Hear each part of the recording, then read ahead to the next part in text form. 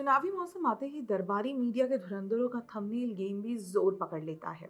और पते की बात बताऊं तो ये क्लिकबेट थंबनेल गेम चुनावी विश्लेषण के नाम पर किया जाता है। कौन कौन करता है ये भी आप अच्छे से जानते हैं।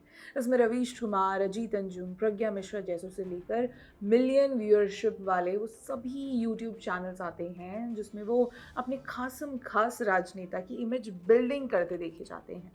इस बार भी यही सब हो रहा है। बिहार चुनाव सर पर है और हमारे कथित धुरंधर पत्रकारों ने अपने राजनेताओं के लिए थंबनेल गेम शुरू कर दिया है। इसी पर आज हम बात करेंगे क्योंकि मुद्दा इन लोगों की कंबल कुटाई से ज्यादा आपको सतर्क करने का है।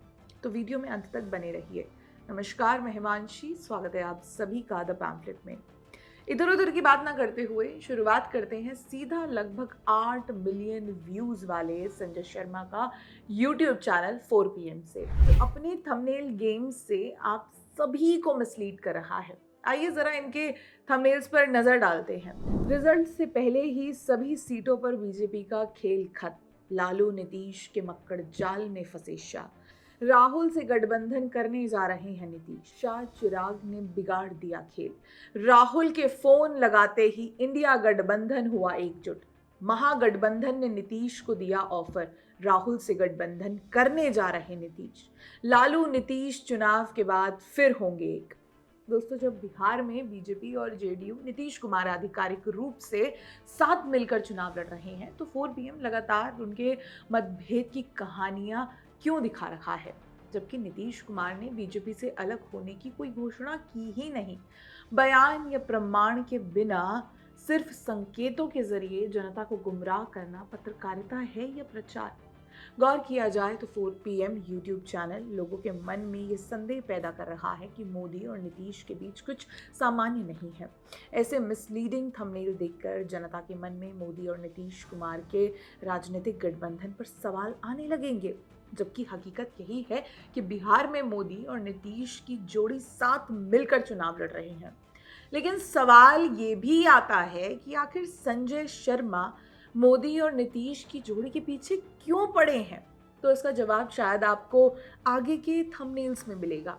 सीएम फेस बनते ही तेजस्वी ने नीतीश पर किया चौंका देने वाला खुलासा। PM राहुल वाली स्क्रिप्ट तैयार। बिहार में एनडीए की हवा खराब। तेजस्वी यादव के सीएम बनने के बाद पब्लिक ने बता दिया बिहार चुनाव का रिजल्ट।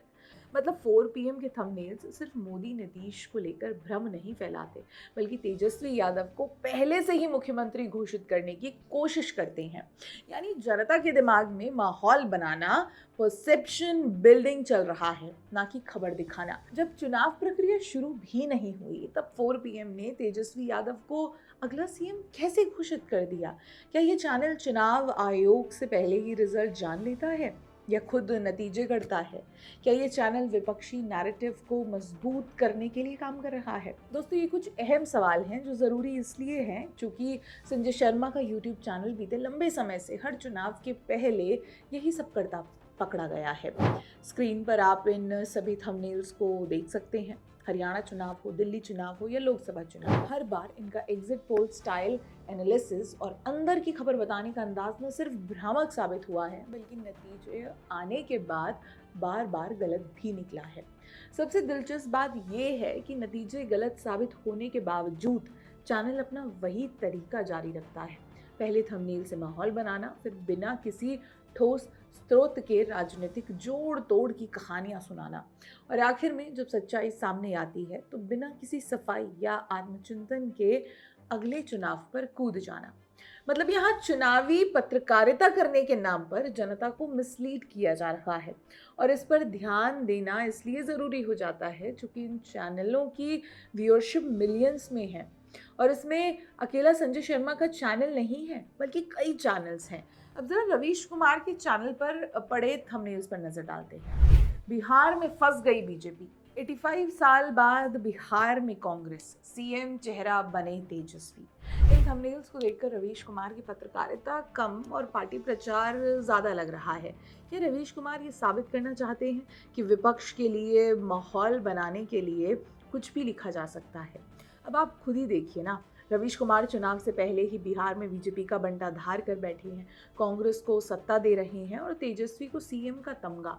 अब अगर आप ये कहेंगे कि आप वरिष्ठ पत्रकार हैं और चुनावी भविष्यवाणी कर रहे हैं, तो आपको हम बता दें कि बीते लगभग हर चुनाव में आपके और आपके साथी पत्रकारों द्वारा की गई चुनावी भविष्यवाणी गलत ही साबित हुई है, जिससे आप जैसों को मुंह की खानी पड़ती है। इसका सबसे बड़ा उदाहरण आप राजदीप सरदेसाई और प्रीति चौधरी को मान सकते हैं। खैर, थंबनेल गेम की बात हो रही है तो हम फिलहाल इसी पर फोकस करते हैं और अजीत अंजुम की ओर बढ़ते हैं, जो दिल्ली विधानसभा चुनाव के वक्त आम आदमी पार्टी का प्रचारक बने घूम रहे थे और भाजपा के खिलाफ मिसलीडिंग थंबनेल्स डिजाइन कर रहे थे। देखिए अजीत अंजुम कैसी पत्रकारिता कर रहे थे। दिल्ली में पैसे बांट रही है बीजेपी, वाह। दिल्ली में झुग्गी झोपड़ी में मेरे हाथ लगी ऐसी डायरी, बीजेपी के नोट बांटने का हिसाब। ये वाला वीडियो देखिए आप। केजरीवाल ने चुनौती देकर शाह को फंसाया, दिल्ली की पब्लिक क्यों लेने लगी मजे। सारी वीडियो आम आदमी पार्टी के पक्ष में। केजरीवाल की सीट पर वोट घोटाला, मुसलमानों के वोट काटे जा रहे हैं, बीजेपी नेताओं के घर में फर्जी वोटर, पूरी लिस्ट। इस बार भी वो कुछ इसी तरह से अपने थंबनेल डिजाइन कर रहे हैं, यानी बिहार में वो प्रशांत किशोर का प्रचार करते नजर आ रहे हैं। जरा ये थंबनेल्स देखिए। प्रशांत किशोर के खुलासों का खौफ, बीजेपी जेडीयू में सब डरे से क्यों हैं। प्रशांत किशोर के धमाकों से खलबली, प्रशांत के खुलासों से हड़कंप, घबराए बीजेपी जेडीयू नेता। मतलब पत्रकारिता भी एक चीज है जो ये धुरंधर पत्रकार बेच चुके हैं और सोशल मीडिया पर पार्टी प्रचारक बने फिर रहे हैं। अब इसी कड़ी में हम प्रज्ञा मिश्रा को कैसे भुला दें। जरा इनका भी थंबनेल गेम देखते जाइए। तेजस्वी ने आधी बाजी जीत ली, बिहार में खेल पलट गया। तेजस्वी का मास्टर स्ट्रोक, बीजेपी को बड़ा झटका। बिहार में बुरे हाल में भाजपा, एनडीए में टूट के संकेत। देखा जाए तो प्रज्ञा मिश्रा इस रेस में सबसे आगे हैं। इनके चैनल के हर थंबनेल पर तेजस्वी की वाहवाही और भाजपा की धुलाई है। खैर, आसमान से गिरी बड़ी बड़ी बर्फ की सिल्लियों पर वीडियो बनाने वाली प्रचारक से हम पत्रकारिता की क्या ही उम्मीद कर बैठे। ये यकीन नहीं हो रहा, आसमान से गिरी ये बड़ी बड़ी सिल्लियां। ओ भाई, क्या बोल रहे हैं? आज ईद के दिन और ये बड़ी बड़ी सिल्लियां गिरी है, बताइए। लेकिन बंटी बबली वाली जोड़ी साथ मिलकर हर चुनाव से पहले भाजपा ही हार और विपक्ष की जीत घोषित कर देते हैं, और जब नतीजे उसके उलट आते हैं तो पत्रकारिता छोड़ देने की बजाय ये अगले चुनाव में और भी बढ़िया मिसलीडिंग थंबनेल्स के साथ जनता को गुमराह करने के लिए हाजिर हो जाते हैं।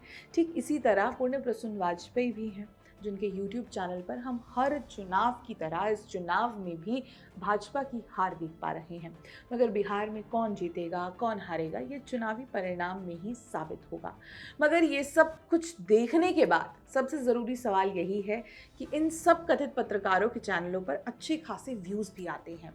नहीं, हमें समस्या इनके लाखों व्यूज से नहीं है, हमें समस्या इनकी मिसलीडिंग थंबनेल से है और इस बात से है कि बार बार एक ही पार्टी का नैरेटिव सेट करने वाले और बार बार अपने चुनावी विश्लेषणों में गलत साबित होने वाले इन कथित पत्रकारों को जनता किस आधार पर देख रही है, किस आधार पर इन चैनलों से खबरों को कंज्यूम किया जा रहा है।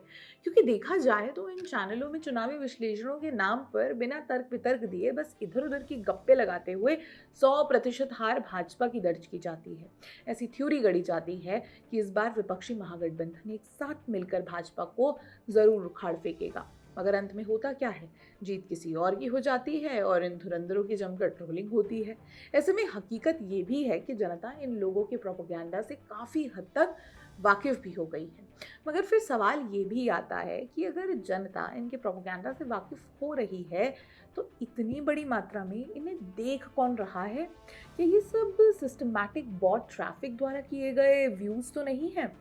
लगता है इन चैनलों की लोकप्रियता का कारण राजनीतिक फंडिंग या एल्गोरिदम बूस्ट है, क्योंकि असलियत तो यही है कि जनता इनकी पत्रकारिता पर सवाल उठाने लगी है, इन्हें बॉयकॉट करने लगी है, जो कि ज़रूरी भी है क्योंकि पत्रकारिता के नाम पर ढकोसला करने वालों के लिए कोई जगह नहीं है। देखिए, पत्रकारिता हम भी करते हैं मगर फैक्ट्स के साथ अपनी बात रखते हैं, ना कि क्लिकबेट या मिसलीडिंग थंबनेल्स के सहारे व्यूज़ बटोरते हैं।